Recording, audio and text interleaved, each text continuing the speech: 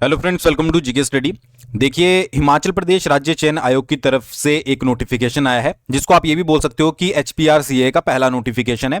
कुछ स्टूडेंट ने मेरे साथ शेयर किया है। और एक और चीज, मतलब कि दो चीजें जो है वो स्टूडेंट जनरली पूछ रहे थे कि एक तो नोटिफिकेशन आउट हुआ है, ठीक है, क्योंकि एग्जाम जो है वो इन्होंने बोला है कि एग्जाम जो है वो कंडक्ट होगा आपका ऑपरेशन थिएटर का।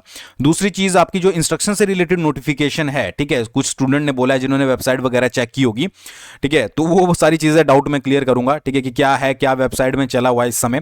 तो देखिए, हिमाचल प्रदेश राज्य चयन आयोग की तरफ से एक नोटिफिकेशन आया है 23 फरवरी 2024। यहां पर आप डेट देख सकते हो। इसमें लिखा है कि हिमाचल प्रदेश राज्य चयन आयोग जो है वो हमीरपुर 30/3/2024 को ऑपरेशन थिएटर असिस्टेंट ओटीए का पोस्ट कोड 1073 के पद के लिए परीक्षा जो है वो आयोजित करने वाला है, ठीक है। कैसे होगी, किस तरीके से होगी, उसके बारे में पूरी डिटेल आपको जो है वो वेबसाइट पर मिलेगी, ठीक है।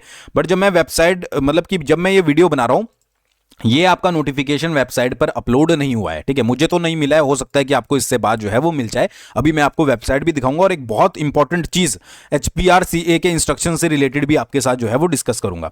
तो यहां पर बोला गया है कि जो ये विज्ञापन आया था, यानी कि जो नोटिफिकेशन आया था, वो 2022 में आया था।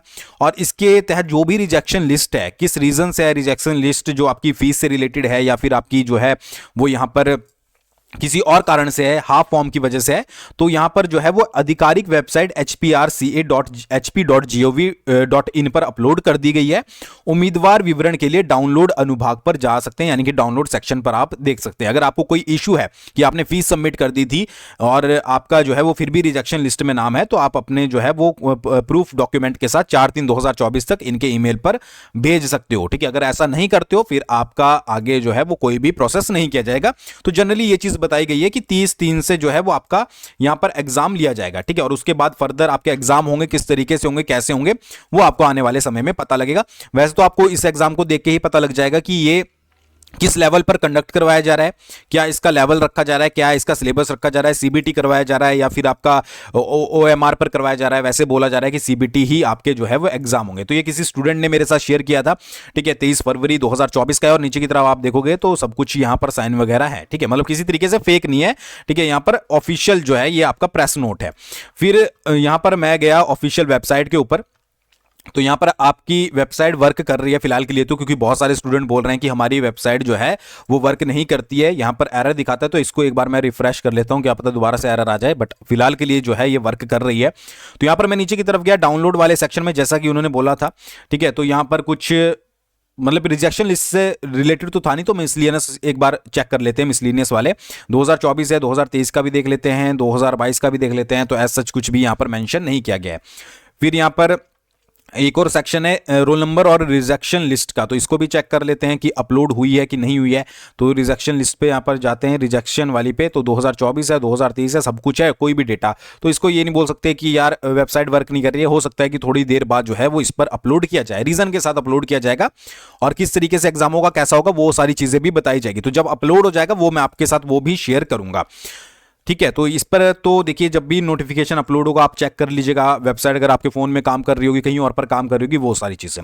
दूसरी चीज इंपॉर्टेंट क्या है कि भाई इंस्ट्रक्शन से रिलेटेड कुछ स्टूडेंट्स पूछ रहे थे, वो चीज देखकर मैं भी थोड़ा सा जो है वो हैरान हुआ, ठीक है, कि ये एक बग है कि ग्लिच है कि जानबूझकर अपलोड हो गई है या इन्होंने पुराना ही डाल दिया है। एक्चुअली हुआ क्या कि इंस्ट्रक्शंस पूछ रहे थे कुछ स्टूडेंट की, वेबसाइट पर इंस्ट्रक्शंस अपलोड की गई है, तो वो क्या है, ठीक है।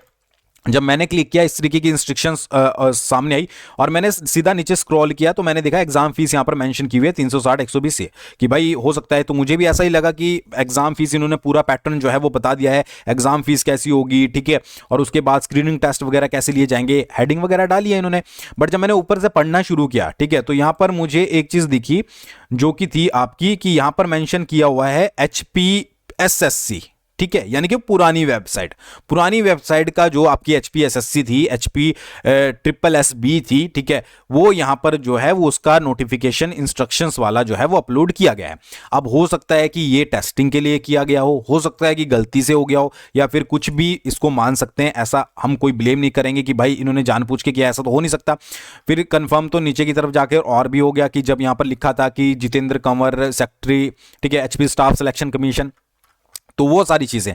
तो भाई ये जो इंस्ट्रक्शंस पूछ रहे थे, ठीक है, या फिर जिनको देखिए होता है ना, कई बार नए स्टूडेंट्स होते हैं जो इस बार ही अप्लाई करेंगे, तो उनको पता नहीं लगता है, तो वो सोचते हैं कि इंस्ट्रक्शंस आ गई है तो इसी वेबसाइट की आई होगी। ऑब्वियस सी बात है, इस वेबसाइट पर अपलोड इसी वेबसाइट की इंस्ट्रक्शंस होनी चाहिए, ये पुराने वाली हो गई है। अगर टेस्टिंग के लिए कोई डॉक्यूमेंट भी डालना था तो कोई और भी चेकआउट हो सकता है, तो ये इंस्ट्रक्शंस वाला डालना जो है वो जरूरी नहीं था, ठीक है। अब ये गलती से हुआ, कितनी जल्दी ये सही होता है वो आने वाले समय में पता लग जाएगा। तो ऐसी गलतियां तो भाई नए वेबसाइट में आपको अभी बहुत टाइम देखने को मिलेंगी, ठीक है। और बाकी जो मेन डॉक्यूमेंट था वो तो अपलोड हुआ नहीं है, जिसके बारे में हमने आपको बताया कि ऑपरेशन थिएटर का। बाकी जब वो अपलोड हो जाएगा डॉक्यूमेंट प्रॉपर तरीके से, तो अगर उसमें अभी तो रिजेक्शन लिस्ट अपलोड होगी, उसका एग्जाम का पैटर्न क्या रहेगा वो सारी चीजें आपको आने वाले समय में पता लग जाएगा। कुछ स्टूडेंट पूछ रहे थे कि लॉगिन वगैरह कर लेना चाहिए, तो भाई अभी फिलहाल के लिए आप रुक जाओ, कोई आपका एग्जाम कल परसों नहीं है, ठीक है। तो आप जब वेबसाइट अच्छे से वर्क करना शुरू कर देगी, इस पर एक दो डॉक्यूमेंट अपलोड हो जाएंगे अच्छे से, ठीक है। जब इंस्ट्रक्शंस रूल्स वगैरह आ जाएंगे कि किस तरीके से अपलोड कर, मतलब क्या क्या कैसे जो है वो साइन अप वगैरह करना है, ठीक है। क्योंकि लॉगिन ऑप्शन पर आप जाओगे, ठीक है, तो यहां पर जब आप देखोगे सिटीजन लॉगिन और ऑफिसर लॉगिन लिखा हुआ है, सिटीजन लॉगिन पर आप क्लिक करोगे तो यहां पर आपको क्या है कि जैसे ही साइन अप करोगे तो यहां पर आपको आधार कार्ड डालना है, ठीक है, फिर चेकलिस्ट करना है और गेट ओटीपी आपने करना है, ठीक है। नंबर आपका आधार कार्ड से लिंक होना जरूरी है, तो भाई वो भी करवा लेना जिसका नहीं हुआ होगा। फिर आपको पर्सनल डिटेल वगैरह डालनी है, तो जैसे ही आप फिर यहां पर जो है वो लॉगिन के लिए क्लिक करोगे तो ऑप्शन आपके पास बहुत सारे आ जाएंगे, ठीक है। आधार कार्ड, ईमेल से भी आप कर पाओगे, मोबाइल नंबर से भी, यूजर नेम से भी, वो सारी चीजें। बट फिलहाल के लिए रुक जाना, देखिए अगर तो आपको ज्यादा जल्दी है तो आप कर सकते हो, बट मेरा ये रहेगा कि आप थोड़े समय के लिए रुक जाएं और वेट करें कि अगर प्रॉपर तरीके से वेबसाइट जब अच्छे से वर्क करनी शुरू कर देगी, इस पर रूल रेगुलेशन वगैरह अपलोड हो जाएंगे, उसके बाद भी आप चाहें तो लॉगिन कर सकते हो, ठीक है। बाकी अगर आपको ज़्यादा जल्दी है तो आप जो है वो अपने हिसाब से देख लीजिएगा। और इंस्ट्रक्शंस वाला वो पुराना है, ठीक है, तो उसको ज़्यादा सीरियस मत लीजिएगा। उसके साथ साथ जो अपलोड होगा, मतलब कि जो भी आपका डेटा वगैरह अपलोड होगा और कुछ इन्फॉर्मेशन आती है तो वो भी आपको मैं शेयर कर दूंगा। तो ये छोटी सी वीडियो थी क्योंकि बच्चों का डाउट था, तो मैंने यहाँ पर आपको क्लियरिटी दे दी है। आई होप आपको समझ आई होगी। थैंक्स फॉर वॉचिंग, बहुत जल्दी मिलेंगे नेक्स्ट वीडियो के साथ।